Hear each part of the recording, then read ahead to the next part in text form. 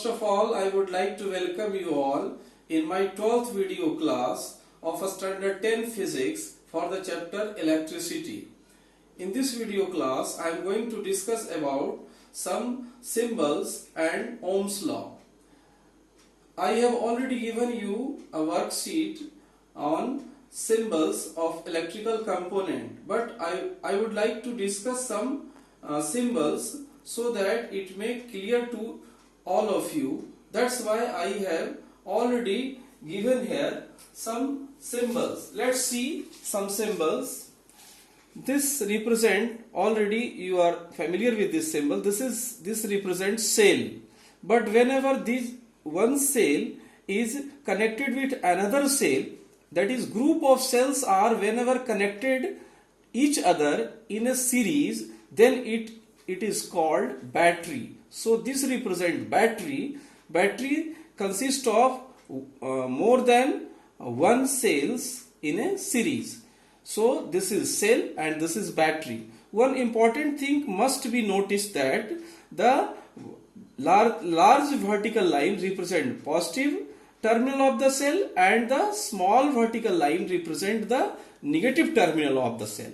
And whenever we see the battery, what happens? Negative terminal of the battery is connected with another cell which is positive terminal. So negative with positive, negative with positive, not positive with not negative. So this must be taken in care that how these are connected. So this is about cell and battery.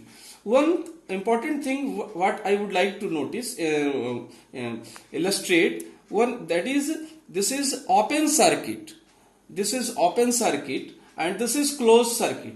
So when there is a slight bit difference between open and closed circuit. In closed circuit only a point is given in between it, and this represent the current is flowing through a circuit. This represent the current is not flowing through a circuit, that is switch is off, switch is on. So let's differentiate between these two. Another important symbol is what? This is the symbol of resistance. Resistance is one of the property of electrical equipment which opposes the flow of electric current. So this is resistance, and this shows variable resistance. Whenever a arrow mark is given on this resistance like this, then it becomes what? Variable resistance.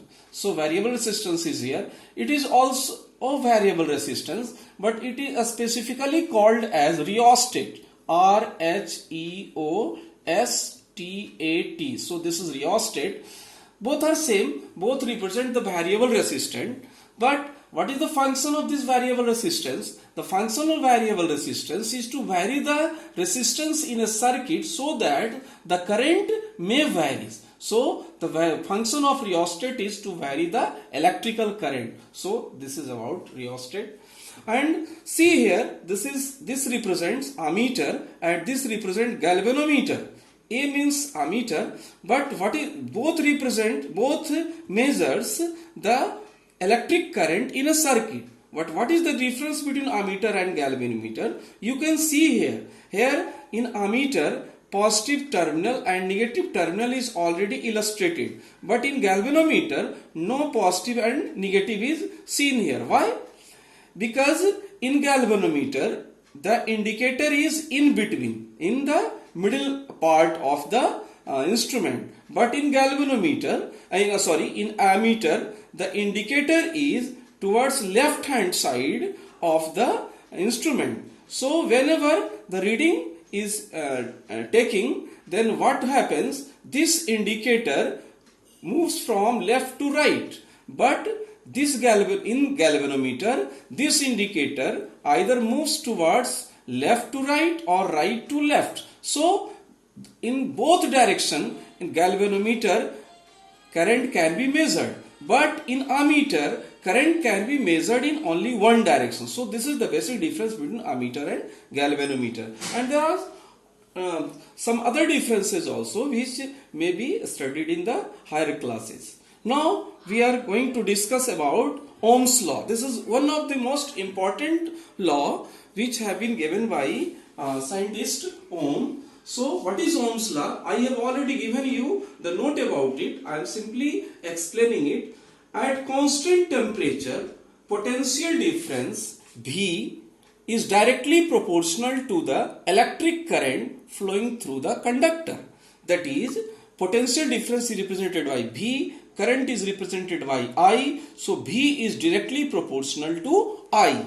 Whenever we write like this, when we remove the proportionality, we must put a proportionality constant called R. So this is R and I is already here. So V equals R multiplied by I. Here R is what? R is a constant and called proportionality constant, and this R is nothing but what? Resistance. So V can be written as R multiplied by I, or V can be written as I multiplied by R, where R is what? Resistance, and resistance may be written as what? V divided by I. So R is what?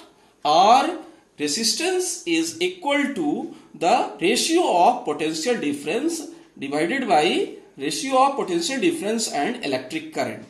In the next video class, we will discuss about the SI unit of resistance, definition of resistance, and definition of 1 ohm and other things. So stay home, stay safe. Thank you very much.